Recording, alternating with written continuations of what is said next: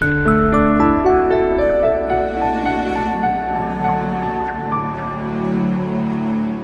morning, a freilich and Purim, a happy Purim. We are now in a time period that is bookended by the verse, LaYehudim ha'se'ora v'simcha v'sasan v'yikar. To the Jews, there was light, happiness, joy, and glory.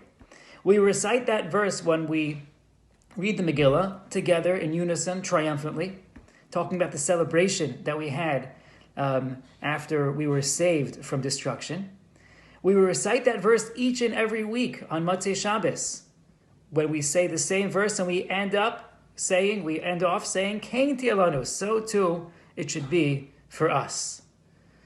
What is the connection between Purim, the celebration of Purim, and Motzei Shabbos? Now it's Purim, it's Erev Shabbos. It's a little rainy outside, a bit of a tight schedule, and it's an unusual Purim. But nevertheless, there's still what to extract from the joy and happiness of Purim. What is the connection between that and Motzei Shabbos? Chazal teach us that those four expressions of joy are an expression of specific mitzvos. Ora is Torah. Simcha is Yantif.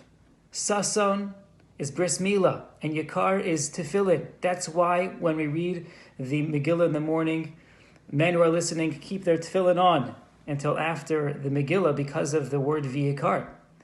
These four mitzvos are the underlying message of this verse. And the question is, what does one thing have to do with the next? We know Hanukkah time, we had Xeris decrees against us, against many of those mitzvos, against Torah, against Bris Milah, against Rosh Chodesh.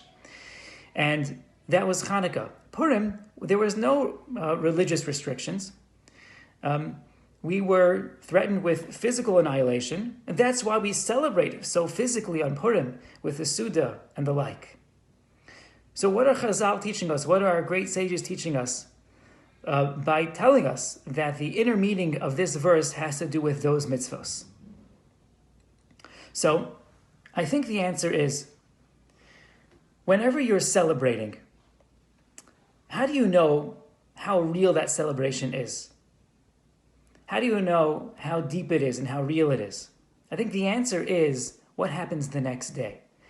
Does that celebration leave you completely uplifted, dancing on your feet, or not?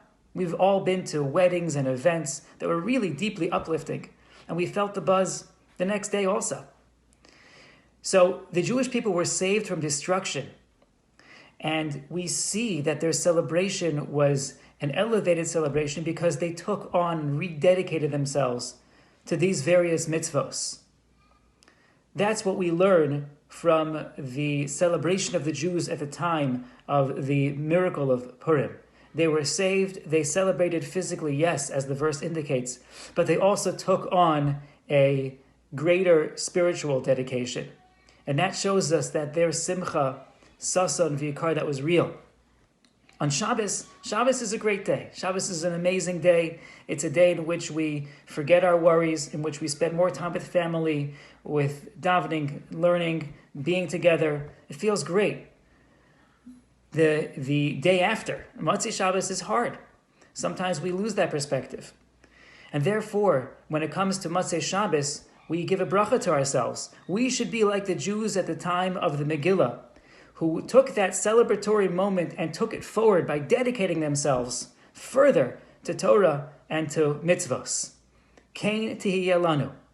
And so on this Purim, Erev Shabbos, with all the difficulty with the schedule and the rain and everything, there is still a lot of joy to be had. There's still deep messages of Purim that we're going to get all day long. It doesn't have to stop today. Tomorrow is Shushan Purim. Shabbos is a time we can still reflect on the Purim messages.